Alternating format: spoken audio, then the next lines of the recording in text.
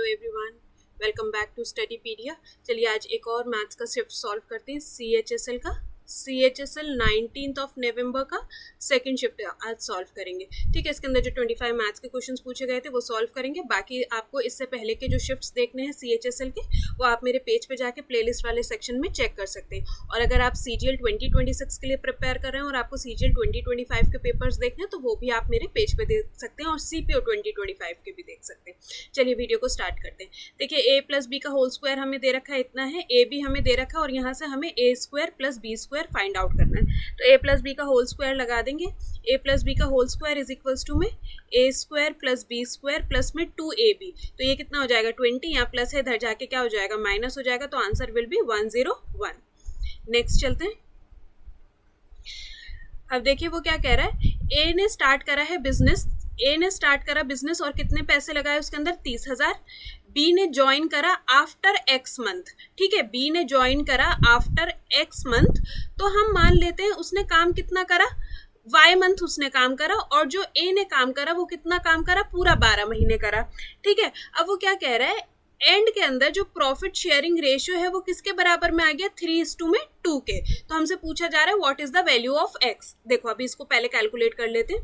ये 4 1 जा 4, 4 3 जा 12, तो ये कितना हो गया 3 3 जा 9 by Y is equals to में 3:2।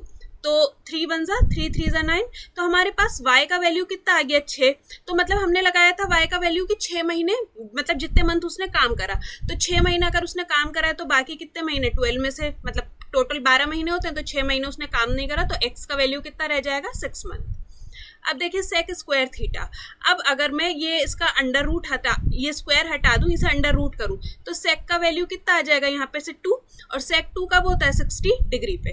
ठीक है, सेक 2 होता है 60 डिग्री पे, बस वही करेंगे। साइन स्क्वायर थीटा 60 डिग्री पे कितना होता है, अंडर रूट 3/2 का होल स्क्वायर प्लस में कॉजिक जो होता है 90 माइनस में थीटा। देखिए साइन किसके अंदर चेंज होता है, कॉज में। कॉजिक किसके अंदर चेंज हो जाता है, सेक में। ठीक है ना, तो ये कितना हो जाएगा, यहाँ पे सेक की वैल्यू रखेंगे और सेक की वैल्यू हमें कितनी दे रखी है 2। ठीक है ना, तो ये हो जाएगा 4/3 प्लस में 2। Answer will be 11/4। अब देखिए वो क्या कह रहा है, एक सम था जिसे इन्वेस्ट करा है 2 साल के लिए 12% ब्याज दर के ऊपर, कंपाउंड इंटरेस्ट चक्रवृद्धि ब्याज के ऊपर वार्षिक दर के लिए। ठीक है ना, कंपाउंडेड एनुअली मतलब वार्षिक दर से। और जो वो पैसे थे जो आपने प्रिंसिपल इन्वेस्ट करा था वो कितना बन गया 29,200 रुपए। तो हमें बताना है कितना जो है सम जो है वो इन्वेस्ट करा गया था। अब देखिए अगर आप इसको 12% को अगर आप फ्रैक्शन में लिखोगे तो कैसे लिखा जाएगा, 4 3 जा और ये हो जाएगा 25। तो 25 इन्वेस्ट करा बन गया कितना 28। 25 इन्वेस्ट करा तो बन गया कितना 28। तो ये 25, ये हो जाएगा 625 और ये हो जाएगा 784। 784 की वैल्यू हमें कितनी दे रखी है 39200 डिवाइडेड बाय 784। ये अमाउंट होता है, ये प्रिंसिपल होता है। तो हमसे प्रिंसिपल का वैल्यू पूछा था, मल्टीप्लाई बाय 625। तो आंसर विल बी 31,250। अब देखिए वो क्या कह रहा है, एक ट्राइंगल है ABC, ऐसे एक ट्राइंगल है ABC, जो उसकी BC साइड है उसे बढ़ा दिया गया है D पॉइंट तक। तो ये बन गया है एंगल ACD। ये जो एक्सटीरियर एंगल है, जो बाह्य कोण है, ये हो गया 119 डिग्री। अब आपको पता होना चाहिए जो एक्सटीरियर एंगल है वो x प्लस वाई, ये जो दोनों एंगल को अगर आप प्लस करोगे तो ये आपको ये वैल्यू मिलती है। ठीक है, अब वो बोल रहा है BAC मतलब ये जो x है और ये जो y है, ठीक है ना, एंगल ABC ये वाला जो है, हमने इनको बना दिया x और y। तो उसने हमसे बोला है x इज इक्वल्स टू में 4/3 ये y का, तो मैंने y यहाँ पे लिया है। ठीक है, तो ये किस रेशियो के अंदर है, ये जो दोनों है ये है 4:3 की रेशियो के अंदर। तो हमें बताना है BAC का वैल्यू। BAC मतलब हमें x का वैल्यू बताना है। तो देखिए इन दोनों का सम कितना था 119 डिवाइडेड बाय 4 + 3 7, और हमें किसका बताना है BAC A का वैल्यू बताना है, मल्टीप्लाई बाय 4। तो 7 1 जा 7, 7 7 जा 49, तो 17 4 जा 68। अब देखिए वो क्या कह रहा है, 3 लीटर क्या करा जा रहा है, शराब के भरे हुए एक पीपे में से 3 लीटर शराब निकाली जाती है, फिर उसमें जल भर दिया जाता है। मतलब शराब निकाली और मतलब जितना शराब निकाली उसके अंदर क्या मिला दिया, पानी मिला दिया। ये प्रक्रिया 2 बार और दोहराई गई, 2 बार और दोहराई गई, मतलब टोटल कितनी बार करी गई ये प्रक्रिया, 3 बार, कि शराब के भरे हुए पीपे में से 3 लीटर शराब निकाली और उसमें पानी डाल दिया। अब पीपे में बची हुई शराब और जल का अनुपात, मतलब जो ये शराब है वाइन इस टू में वाटर, किस रेशियो में हो गया, 8:19 में 19। तो पीपे में मूलतः कितनी शराब थी, मतलब स्टार्टिंग के अंदर जो क्या था शराब, उसके अंदर वो कितनी थी। तो देखिए टोटल में से 1 - 3/x अपॉन में 3, ठीक है, ये आपने 3 टाइम्स करा। टोटल में से देखो टोटल थी कितनी, 1 माइनस 3 लीटर निकाली अपॉन में x, मतलब जो एक्चुअल वैल्यू थी यहाँ पे वो लिखनी थी, हमारे पास नहीं है तो हम एक्चुअल वैल्यू को क्या मान लेते हैं, x। और जो अब बची शराब और पानी का, तो पानी है 8, और अगर मैं टोटल उसकी बात करूं कि उसके अंदर टोटल सोल्यूशन कितना था, तो इसको अगर मैं इन दोनों को प्लस कर दूं तो कितना हो जाएगा, 27। अब मैं इसका क्यूब रूट हटाती हूँ तो ये क्यूब में चला जाएगा, 1 - 3/x इज इक्वल्स टू में इसको अंडर रूट ऐसे करूंगी तो ये कितना हो जाएगा, 2/3, ठीक है। ये 1 इधर जाके माइनस में हो जाएगा, ये रह जाएगा माइनस का 3/x इज इक्वल्स टू में 2/3 माइनस का 1। तो ये देखिए ये हो जाएगा ऐसे, तो ये इधर आंसर कितना रह जाएगा, माइनस का 3/x इज इक्वल्स टू में माइनस का 1/3, माइनस से माइनस कैंसिल, तो x का वैल्यू कितना आ जाएगा, 9 लीटर। तो इनिशियली उसके अंदर जो शराब थी वो थी 9 लीटर। अब देखिए, अब आपको पता है tan और cot एक दूसरे के अपोजिट है, अगर ये x है तो ये है 1/x। तो देखिए अगर मैं यहाँ पे x की जगह 1 लिखूँ, यहाँ पे भी x की जगह 1 लिखूँ, तो इसका आंसर क्या मिलेगा, 2, ठीक है। अब अगर मैं 1 का क्यूब कर दूं, 4 टाइम्स कर दूं, कुछ भी कर दूं, तो 1 की वैल्यू तो 1 ही रहेगी। तो इन दोनों को भी आप प्लस करोगे तो आंसर कितना रह जाएगा, 2। जब भी ऐसा हो ना कि 2 दे रखे हों आपको डिजिट्स और दोनों एक दूसरे के रेसिप्रोकल हो, ठीक है ना, तो फिर आंसर वही रहता है। अब देखिए वो क्या कहता है, 2 फ्रेंड है ए और बी, वो दोनों रन करते हैं एक सर्कुलर ट्रैक पे, ठीक है। दो दोस्त ए बी एक साथ समान दिशा में क्रमशः 35 मीटर प्रति सेकंड और 21 मीटर प्रति सेकंड की चाल से एक वृत्ताकार पथ पर दौड़ना शुरू करते हैं, ठीक है। अब देखिए जब दोनों सेम डायरेक्शन में जा रहे होते तो रिलेटिव स्पीड आपस में क्या हो जाती है, माइनस हो जाती है। 35 माइनस में 21, तो रिलेटिव स्पीड कितनी आ गई, 14 मीटर पर सेकंड, ठीक है। और जो पथ की लंबाई है, ये जो पथ की लंबाई है उसकी सरकमफ्रेंस है या उसकी परिधि है, वो कितना है, 3500। जो परिधि होती है, जो उसका पथ का लंबाई होती है, वही क्या होता है, डिस्टेंस होता है। तो वो हमसे पूछा जा रहा है, तो ज्ञात कीजिए शुरुआत के बाद वो पहली बार एक दूसरे से कब मिलेंगे। तो देखिए डिस्टेंस अपॉन में स्पीड क्या देता है आपको, टाइम, तो यहाँ पे कितना आ जाएगा, 250 सेकेंड। 250 सेकेंड के बाद वो दोनों एक दूसरे को पहली बार मिलेंगे। अब देखिए ये आइडेंटिटी हो गई, a + b का whole square minus a - b का होल स्क्वायर। इससे की जगह पे क्या आता है आंसर, 4ab, ठीक है। तो देखिए 4ab 4ab को डिवाइड करना है इससे, ये दिख रहा है ना आपको डिवीजन का बीच में साइन, तो ये दोनों आपस में कट गया, आंसर कितना रह जाएगा, 4। अब देखिए वो क्या कह रहा है, find the area of trapezium, एक समलंब चतुर्भुज का क्षेत्रफल ज्ञात कीजिए जिसकी समांतर भुजाएं कितनी हैं, ये दोनों हैं, इसको a मान लो, इसको b मान लो, और जो उनके बीच का डिस्टेंस है ये उसकी हाइट है, ये हमें हाइट दे रखी है। तो हमें क्या बताना है, उसका एरिया। एरिया का क्या फॉर्मूला होता है, a + b divided by 2 multiply by h, ठीक है। तो a + b आप कर दो, ये दोनों प्लस करके आ जाएगा आपके पास 19.2 डिवाइडेड बाय हाफ मल्टीप्लाई में 7.5। इसको पूरा आप सॉल्व करोगे तो आपको आंसर कितना मिल जाएगा, देख लेते हैं। ये आपका आंसर आ जाएगा 72 सेंटीमीटर स्क्वायर। उसको आप कैलकुलेट कर लेना, कैलकुलेशन आपकी हो जाएगी, ठीक है।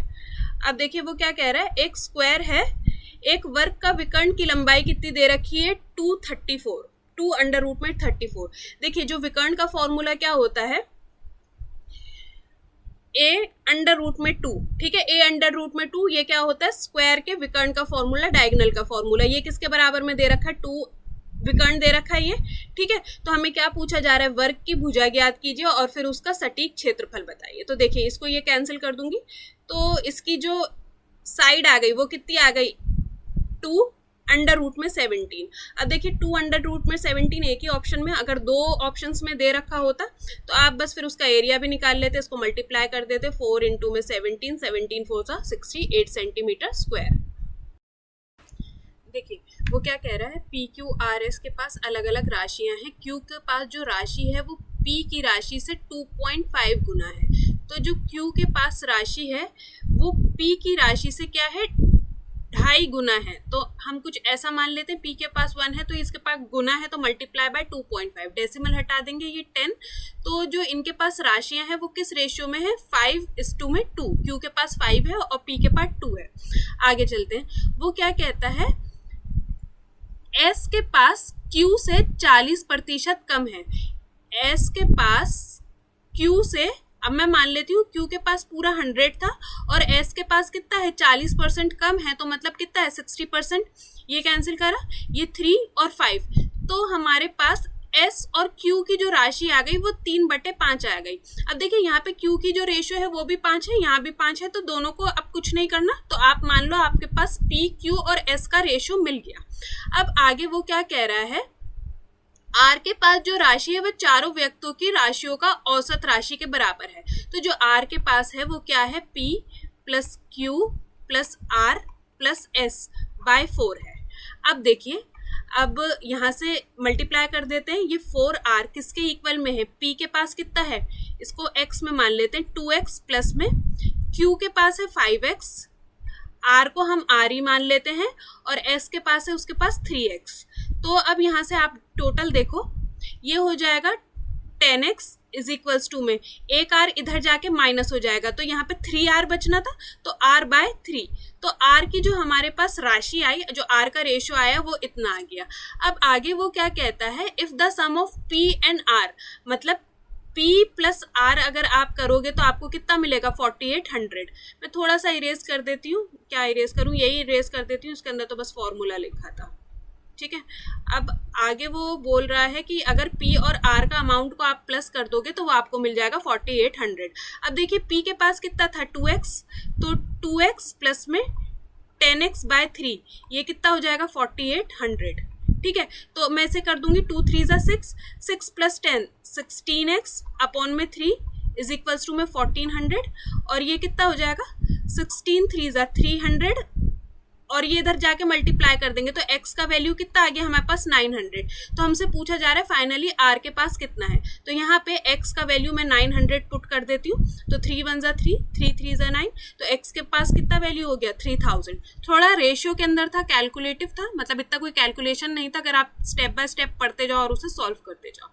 अब देखिए वो क्या कह रहा है, एक शॉपकीपर बेचता है 15 किलो शुगर बेचता है, और कितने की बेचता है, 450 का, ठीक है। 450 की अगर उसने बेची है तो उसको प्रॉफिट कितना हुआ है कि selling price of 3 kg sugar, देखिए 15 3 ज़ा 45, मतलब 1 किलो शुगर उसने बेची 30 रुपए की, और 3 किलो शुगर कितने की बेच दी, 90 रुपए की। तो ये जो 90 रुपए है वो उसका जो वो क्या निकला है, प्रॉफिट निकला है, 90 रुपए उसका क्या है, प्रॉफिट निकला है। तो हमसे क्या पूछा जा रहा है, what is the profit percentage.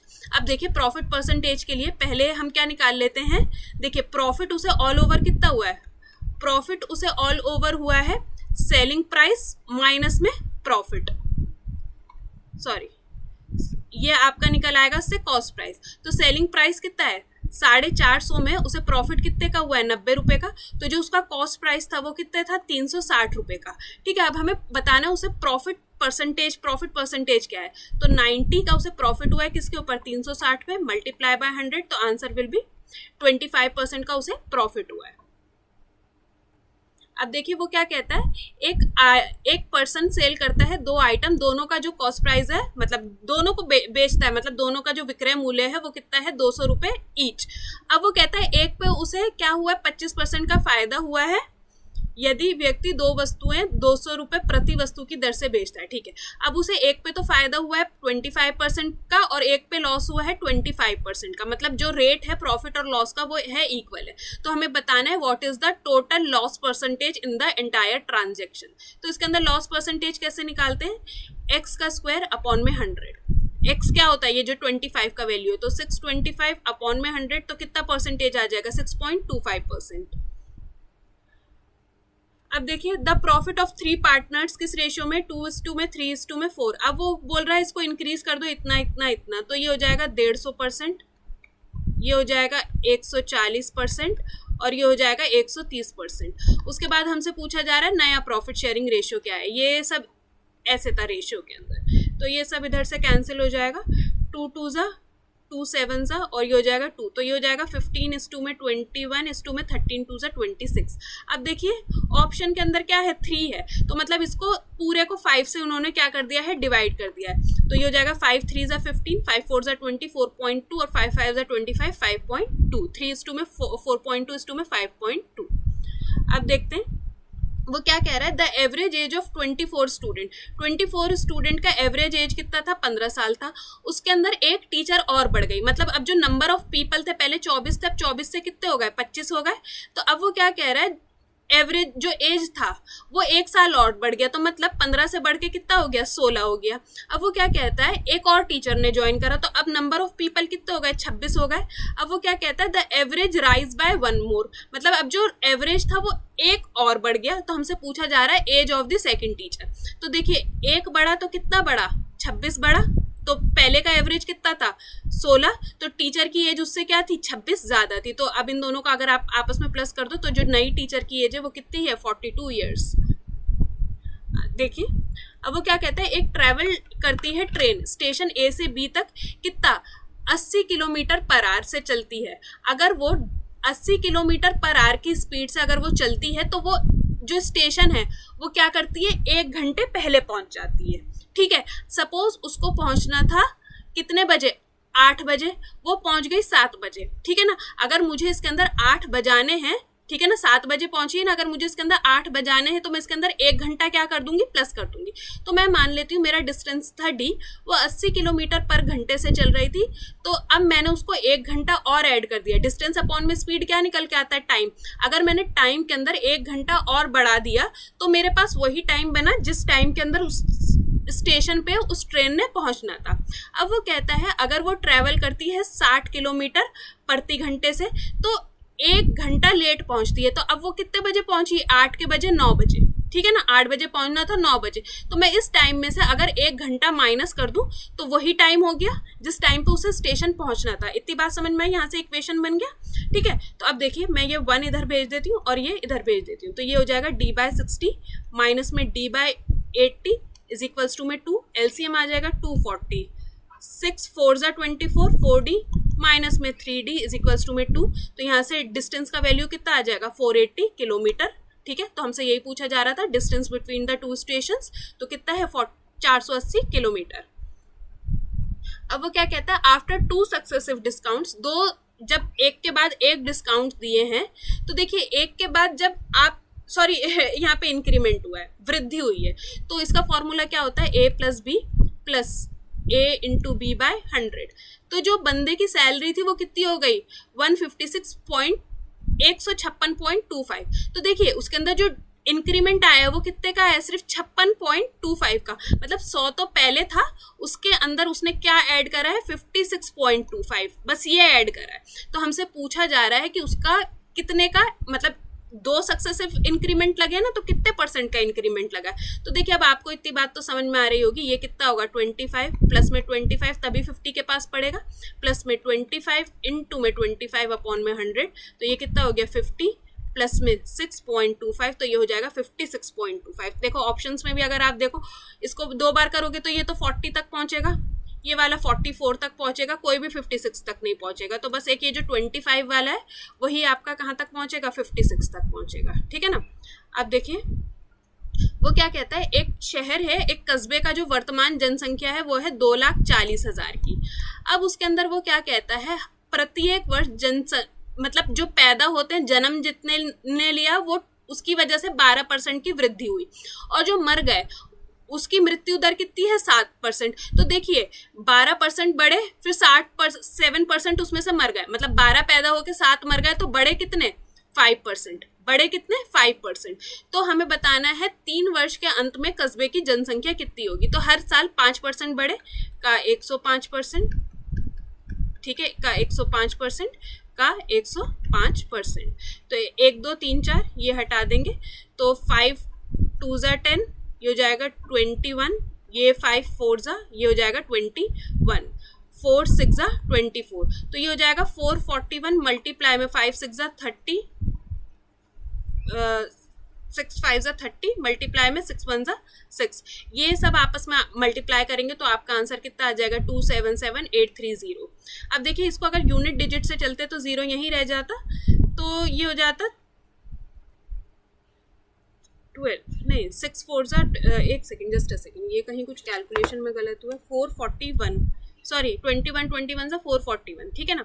तो ये 3 1 ज़ा 3 आता, 3 देखो 2 ऑप्शन के अंदर है। फिर अगर यूनिट डिजिट से ना बने बात तो देखो स्टार्टिंग में आओ, तो 6 4 ज़ा 24, अगर कुछ एड ऑन करके भी आ रहा होगा तो 24 से थोड़ा ही तो बढ़ेगा, तो 27 आपका यही वाला ऑप्शन रहेगा। नहीं तो आप जल्दी जल्दी कैलकुलेट कर सको तो इसे कैलकुलेट कर लेना। अब देखिए वो क्या कहता है, A can complete a work in 8 days, A एक काम को 8 दिन में पूरा करता है, बी उसी काम को 16 दिन में पूरा करता है। तो टोटल वर्क हो गया 16 यूनिट, इनका वर्क का एफिशिएंसी कितना हो गया 2:1। तो हमसे पूछा जा रहा है अगर दोनों मिलके साथ काम करेंगे तो काम को कितने दिन में पूरा कर लेंगे, तो आंसर विल बी 5 1/3 days।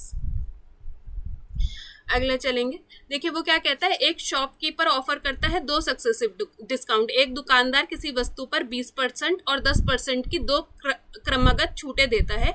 यदि वस्तु का अंकित मूल्य है 1200 के ऊपर 80% पे बेचा, देन उसे 90% पे बेचा, तो हमसे पूछा जा रहा है कि उसका सेलिंग प्राइस क्या है। ठीक है, उसका सेलिंग प्राइस आप निकाल लोगे, ये सब आपस में मल्टीप्लाई कर दोगे, आंसर विल बी 864। नहीं तो 12 8 ज़ा 96, देखो 12 8 ज़ा 96 मल्टीप्लाई बाय 9, 9 6 ज़ा 54, 4 एक ही यूनिट डिजिट पे था तो आप यहाँ से इसको एग्जिट कर सकते थे। अब देखिए वो क्या कहता है, वही है 2 सक्सेसिव डिस्काउंट है इतना इतना और मार्क प्राइस था ये, तो हमसे पूछा जा रहा है इफेक्टिव डिस्काउंट। देखिए इफेक्टिव डिस्काउंट क्या होता है, a प्लस बी माइनस में a इंटू बी बाय 100, तो ये हो जाएगा 35 माइनस में 25 इंटू में 10 बाय 100, तो 35 माइनस में 2.5, तो आंसर कितना हो जाएगा 32.5। अब एक इक्विलेटरल ट्राइंगल है, एक समबाहु त्रिकोणीय त्रिभुज है, तो मतलब उसकी हर साइड कितनी है 75 75 और 75 मीटर, ठीक है ना, एक साइड लेंथ हमें दे रखी है। अब वो क्या कह रहा है, जो लैंड ओनर है जो उसके ऊपर यहाँ पूरा क्या लगाना चाहता है, एक रोप लगाना चाहता है, एक रस्सी लगाना चाहता है, और जो रस्सी है उसकी कॉस्ट कितना है 15 रुपये पर मीटर, ठीक है ना। तो हमसे पूछा जा रहा है टोटल एक्सपेंस, तो 75 इंटू में 3, ये तीनों साइड्स हो गई, मल्टीप्लाई बाय 15, तो आपका आंसर कितना आ जाएगा 3375। अब देखिए, अब वो क्या कहता है, एक मिल्क सेलर, एक दूध विक्रेता दूध को उसके वास्तविक क्रय मूल्य पर बेचने का दावा करता है। वो कहता है उसने 100 की चीज कितने में बेच दी, 100 की, फिर भी वह उसमें चुपके से पानी मिला देता है, इस प्रकार वो 25% का लाभ लेता है। तो 100 की चीज उसने कितने की बेची, 125 की, ये कैंसिल हो गया, तो फाइनल आपका क्या निकला, 100 की चीज उसने कितने में बेच दी, 125 में बेची, ठीक है। तो हमसे क्या पूछा जा रहा है, ये लाभ प्राप्त करने के लिए मिश्रण में पानी और दूध का अनुपात बताइए। तो 25 4 ज़ा 20 और फिर ये हो जाएगा 5 ज़ा, तो रेशियो कितना हो गया 4:5। तो देखिए जो उसके अंदर जो प्रॉफिट आया 1 यूनिट का, वो किसकी वजह से आया, पानी की वजह से। तो हमें यही बताना है मिश्रण में पानी और दूध का अनुपात। तो आप देखिए, तो पानी कितना हो गया 1 यूनिट, पानी कितना हो गया 1 यूनिट, और दूध कितना हो गया 4 यूनिट, मतलब जो एक्चुअल में स्टार्टिंग में था 4 यूनिट वो 5 यूनिट बन गया, वो किसकी वजह से बना, पानी की वजह से। तो अगर उसके अंदर पानी ना मिला होता तो वो सारा क्या था, दूध था।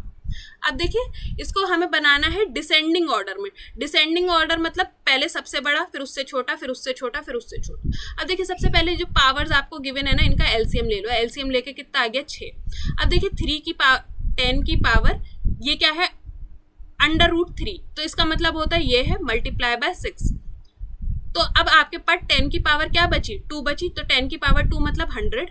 फिर देखिए 6 की पावर कुछ नहीं है, तो इसका मतलब क्या है, ये अंडर रूट में, तो 1/2 मल्टीप्लाई बाय 6, तो ये कितना हो जाएगा, 6 की पावर 3 क्या होता है 216। और देखिए 120 की पावर 1/6 इन 2 में 6, ये कैंसिल हो जाएगा, तो आंसर कितना हो जाएगा 120। तो हमसे बताना है सबसे बड़ा क्या है, अंडर रूट में 6, ठीक है ना। तो ऑप्शन में देखो सिर्फ एक यही था, अंडर रूट में 6, इसको टिक कर दो, नहीं तो सबसे बड़ा, देन उससे छोटा 120 और फिर सबसे छोटा 100। ठीक है, सो आज की वीडियो में हमने पूरे 25 क्वेश्चन सॉल्व कर लिए। होप जितने आपके डाउट्स रहे होंगे क्लियर हो गए होंगे।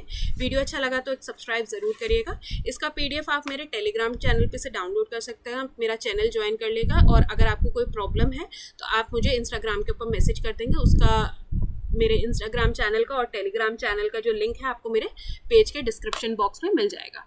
ठीक है, थैंक यू सो मच। एक सब्सक्राइब ज़रूर करिएगा, लगता है फ्रेंड और फैमिली के लिए इंपॉर्टेंट है। Please do share the video.